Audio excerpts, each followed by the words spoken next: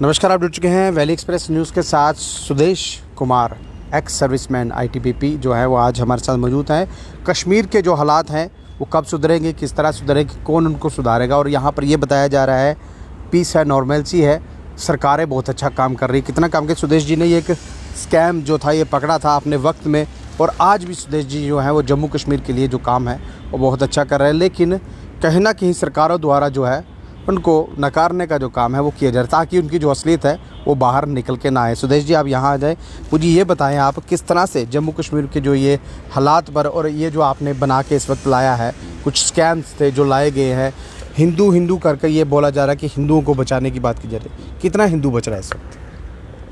मैं सबसे पहले आपको धन्यवाद देना चाहता हूं कि आपने टाइम निकाल के मेरे केस की सच्चाई को सामने लाने का और प्रयत्न किया है।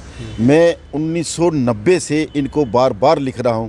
जब रथ यात्रा शुरू हुई मैंने इनको उसी समय इन्फॉर्म किया था। ये है मेरा पेपरों में आ रखा कि ये कश्मीर जो है वैली, इसमें हिंदू माइनॉरिटी में है, और ये अगर किसी किस्म का नारा देते हैं, जहाँ ऐसे स्लोगन देते हैं जैसे उस समय बोला गया हिंदू राष्ट्र घोषित करेंगे, तो उस समय प्रतिक्रिया ये हुई कि मोहम्मडन जो थे कश्मीर में, उनके दिमाग में, उनके जहन में ये आ गया कि हमारे को जब हिंदू राष्ट्र डिक्लेयर करेंगे तो हमारे को निकलना पड़ेगा।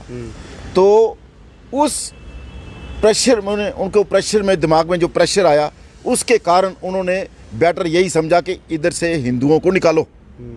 अब उसके बाद कत्लेआम हुआ कश्मीरियों का। पहले तो उन्होंने वार्निंग दी इनको कि निकलो। अब ये कश्मीरी पंडित युगों युगों से रह रहे हैं, जब से ये कश्मीर जो है महर्षि कश्यप की धरती है, और ये ओरिजिन जो भी हैं कश्मीरी पंडितों का है कश्मीर। जबकि ये मोहम्मडन जो जितने भी हैं, ये कन्वर्टन, जितने भी मोहम्मद जो शासक आए हैं, एम्पायर जो रूलर आए हैं, चाहे वो मोहम्मद गोरी था, चाहे वो गजनी था, चाहे तैमूर लंग था, इन्होंने सब ने नरसंहार किया। कश्मीरी पंडितों का शुरू से नरसंहार करते करते माइनॉरिटी में आ गए, और इनके जो डाइवर्शन हो गई, जो कन्वर्शन हो गई, जब कत्लेआम होता था तो डर के मारे वो इनका मज़हब अपनाते गए, और मोहम्मडनों की जो आबादी बनती गई, और हिंदू जो माइनॉरिटी में आते गए।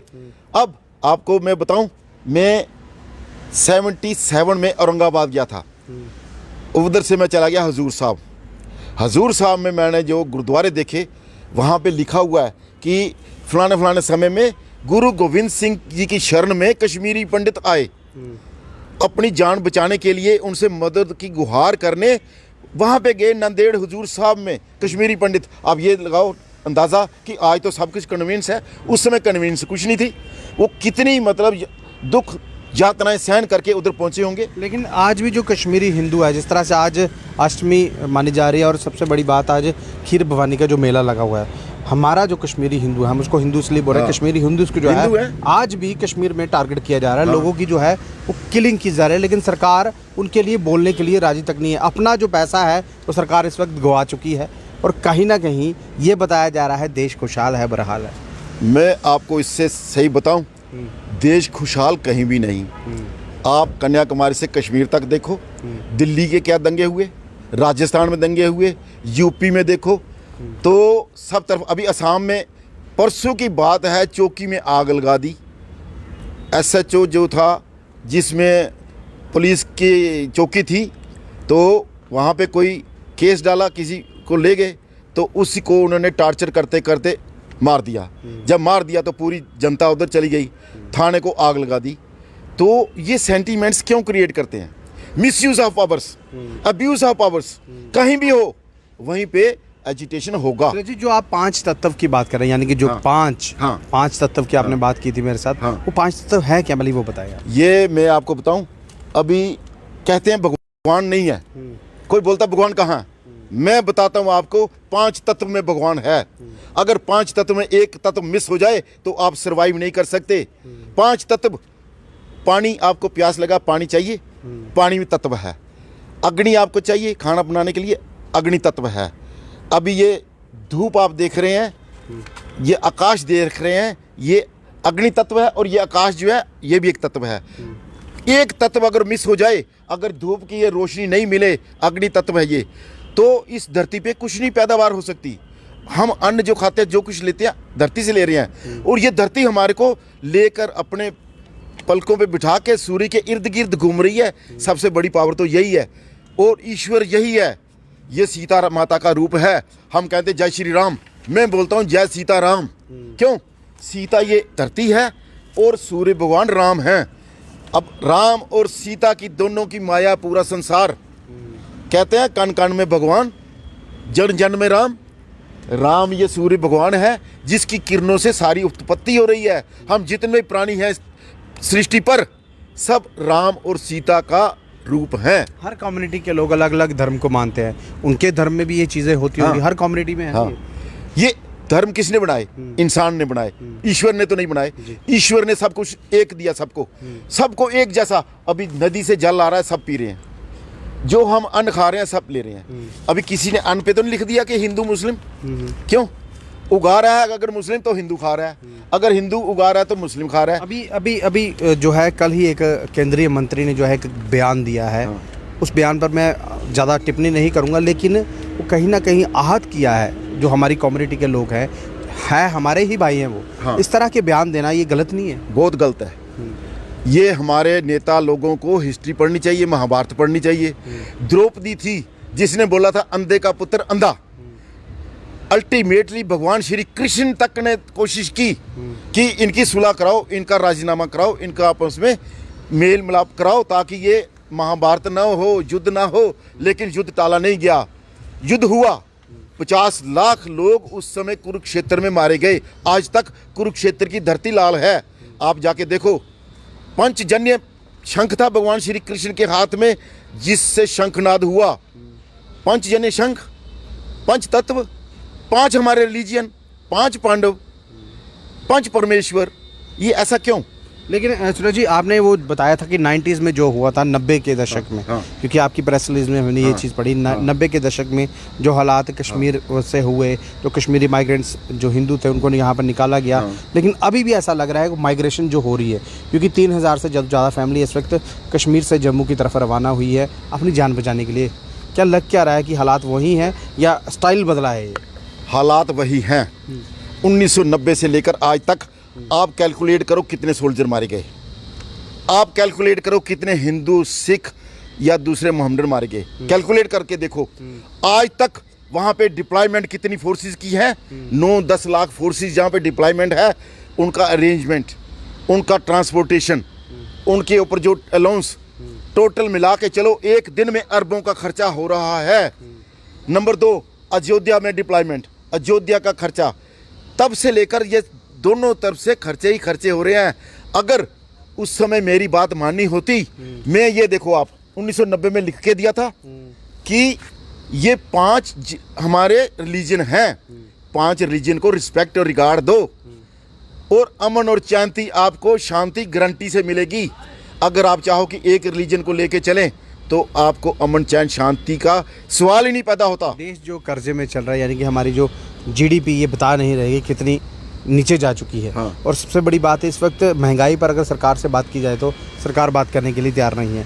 प्रधानमंत्री साहब जब आए थे भारत में, जब राज करने 8 साल हो चुके हैं, तब ये बताया गया था कि यहाँ पर इंडिया को जो है बड़ी ऊंचाइयों तक लेके जाएंगे। जा रहा है, कोई दो राय नहीं है। लेकिन इस वक्त एक अगर व्यक्ति देखा जाए इंडिया का रहने वाला, तो कितना कर्जा होगा उस पर? मैंने लिख के दे दिया PM साहब को, ट्विटर में मेरा अकाउंट चल रहा है। 12,50,000 करोड़ इंडिया का।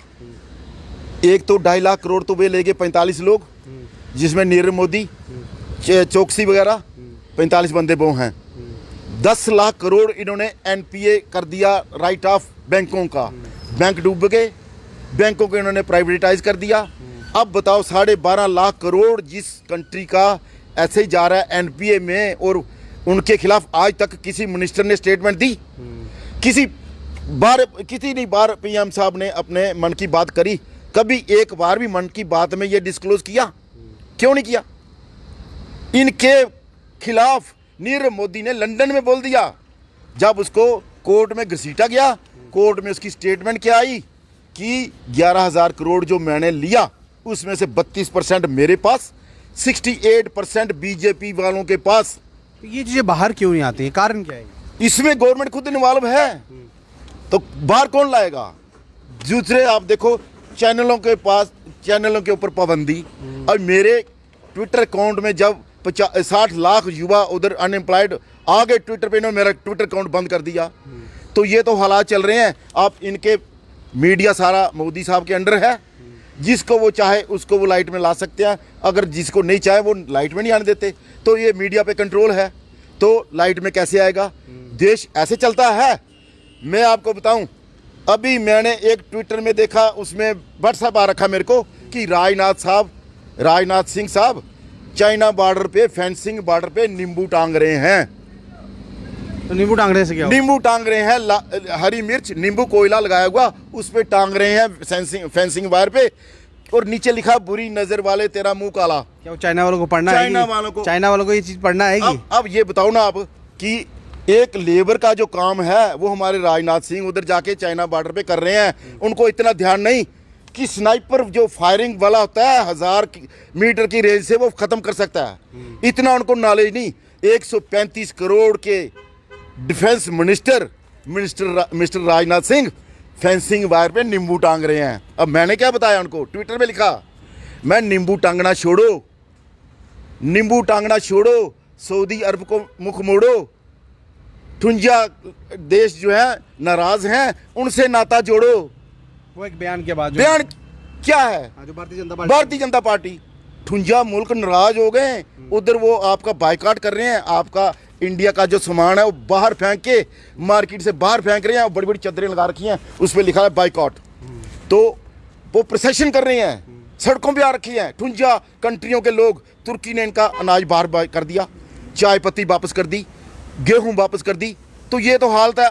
अब इनका इकोनॉमी गिर गया, इकोनॉमी गिर गया तो कंट्री के और जीडीपी ग्रोथ जो है नीचे जाएगी, और ज्यादा महंगाई होगी, महंगाई बढ़ेगी। तो देश के आगे दरिद्रता, पहले 60% लोग जो हमारे कर्जे में हैं, एज पर रिपोर्ट ऑफ WHO की रिपोर्ट है, और एज पर report of CEO world IMF 139 lakh crore India under डेप्ट। तो हर एक आदमी 40,000 करोड़ कब्जे में कर्जे में है हमारा। इंडिया का हर एक आदमी 40,000 करोड़ कब्जे में, 40,000 के कर्जे में। जब श्रीमान जी ने जब 2014 में इलेक्शन का टाइम था, तब हमारे PM साहब ने बोला कि हम हर एक के खाते में 15 लाख रुपया डालेंगे। वो 15 लाख की द्वारा बात ही नहीं हुई, तो उल्टा 40,000 का कर्जदार बना दिया हर एक इंडियन को।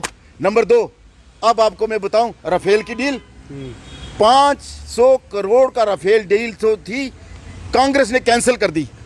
कांग्रेस ने पाया कि ये जहाज हमारे लायक नहीं है, जो कंपनी डूब रही है उससे हम जहाज नहीं खरीदेंगे। उसी कंपनी से इन्होंने अंबानी को जाके बोला लाइसेंस करो और उनसे मसौदा तैयार करो, और वो जहाज इन्होंने 1600 करोड़ में खरीदे। जो 500 में रिजेक्ट हो गए, वो जहाज 1600 करोड़ में खरीदा गया।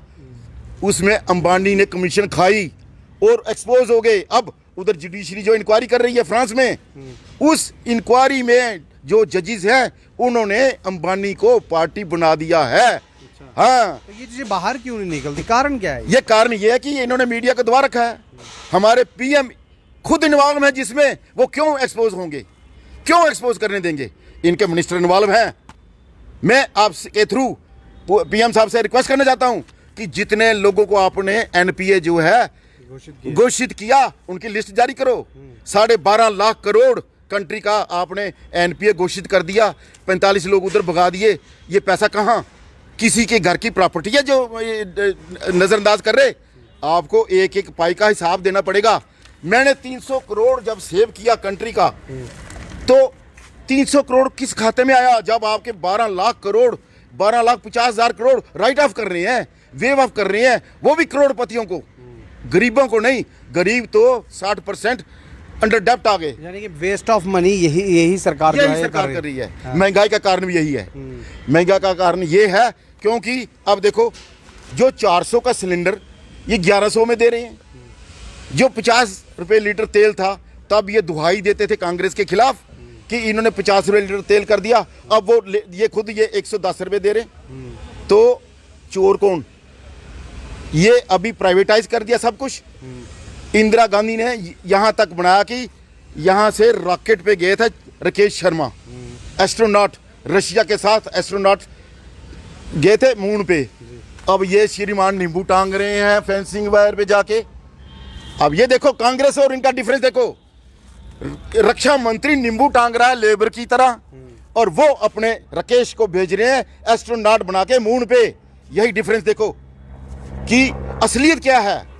ये तो बिल्कुल नाच ना जाने आंगन टेढ़ा, इनको कुछ एक पैसे का लेन देन पता नहीं।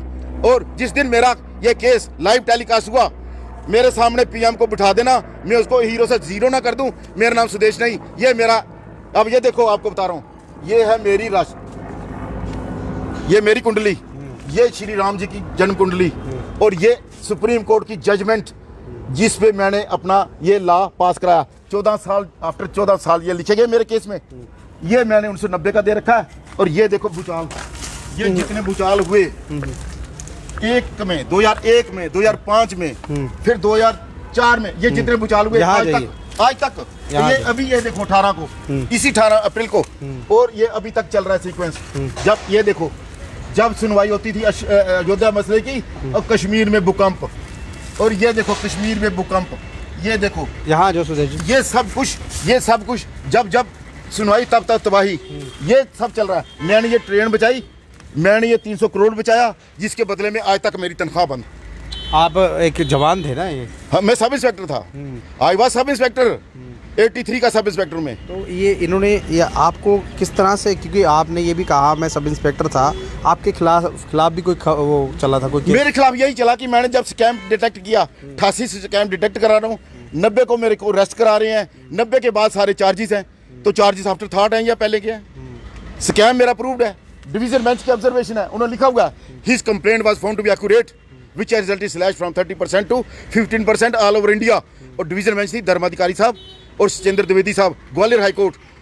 जजमेंट का डेट था 6/10/94, और LPA का नंबर है 31/1994, और उसको इन्होंने चैलेंज नहीं किया supreme court, that is final. Number 2, अभी ये देखो, ये मेरी CMP 267 अलो रखी है, जिसमें मैंने इनको कश्मीर का समाधान दे रखा है, कोर्ट ने माना हुआ है, दैट इज फाइनल।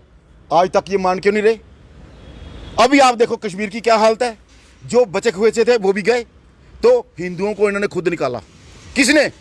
ये प्रधानमंत्री श्रीमान 1990 में BJP के हेड थे, जब हिंदुओं के ऊपर कत्लेआम हुआ। ये जम्मू में भी रह चुके हैं। ये जम्मू में रह चुके हैं। ये पीएम मोदी साहब J&K के हेड थे BJP के, जब ये प्रभारी बन के आए हुए थे, आपको पता होना चाहिए। तो जब कश्मीरी पंडितों पे जुल्म अत्याचार हुए, श्रीमान जी इधर थे।